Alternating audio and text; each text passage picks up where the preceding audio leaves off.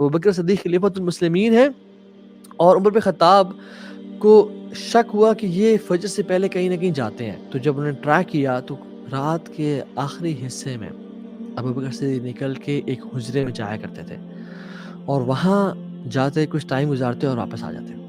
تو عمر بن خطاب کو شک ہوا کہ یہ کیا کرتے ہیں، کیوں کسی حجرے میں جاتے ہیں. تو جب عمر بن خطاب اس حجرے میں گئے تو دیکھتے ہیں کہ ابوبکر صدیق جو خلیفۃ المسلمین ہے، یہ وہ بندہ ہے جو کہ یعنی پرائم منسٹر تو کیا ہوگا، خلیفۃ المسلمین، ان کی رسپانسبلٹیز، ان کا احسن کردار، ان کے ڈیڈیکیشن لوگوں کی خدمت کی طرف کیسی ہوگی، ان کی اپنی عبادات، قرآن کو ٹائم دینا، یعنی کتنے بزی انسان ہو.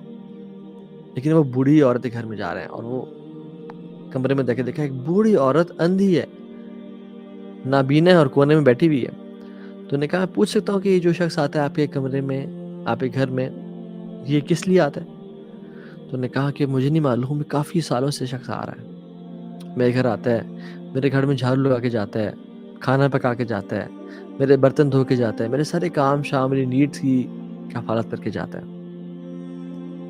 تو عمر بن خطاب جب یہ سارا کچھ جاننے کے بعد اپنے آپ کو کہتے ہیں بخن بخن یا عمر، کہ عمر افسوس ہو تم پہ. ابوبکر صدیق کے بارے میں کہتے ہیں لقد اتعبت من بعدک، Abu Bakr, you are leaving with a very high standard for the people coming next to you. رسول اللہ صلی اللہ علیہ وسلم نے فرمایا کہ the most beloved people to Allah subhanahu wa ta'ala are those who are the most beneficial to people. انسانوں میں سے سب سے بہترین انسان وہ ہیں جو لوگوں کو نفع پہنچاتے ہیں. And the most beloved deeds to Allah subhanahu wa ta'ala is to make a Muslim happy. سب سے بہترین عمل کون سا ہے؟ کسی مسلمان کو خوش کرنا، اس کے دل میں خوشی کو ڈالنا. Or to remove one of his troubles, or to forgive his debt, اس کی مصیبتوں کو دور کرنا، اس کا قرض معاف کر دینا.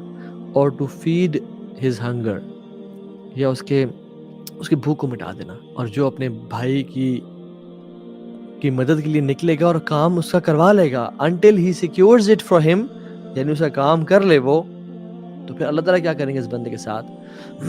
then Allah subhanahu wa ta'ala will make his footing firm across the bridge on the day of judgment when the footings will be shaken.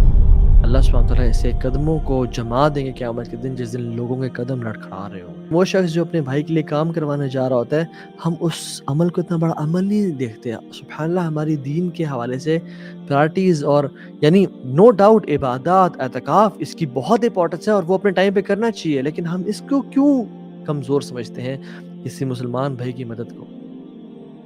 رسول اللہ صلی اللہ علیہ وسلم صحابہ کے دل میں اور ہم سب کے دل میں ایک برننگ ڈیزائر کو پیدا کرنا چاہ رہے ہیں ٹو ہیلپ ادرس، اور یہ ہمیں بتانا چاہ رہے ہیں کہ you should be knocking the doors of others, not for asking for help, rather to help others، کہ آپ بتائیں، آپ کو کوئی مدد چاہیے تو بتائیں، میں آپ کی خدمت کروں گا، میں آپ کی مدد کروں گا. یاد رکھیں، آپ لوگوں کی مدد کریں گے تو اللہ آپ کی مدد میں لگ جائے گا. اللہ will help you in your life if you will help people.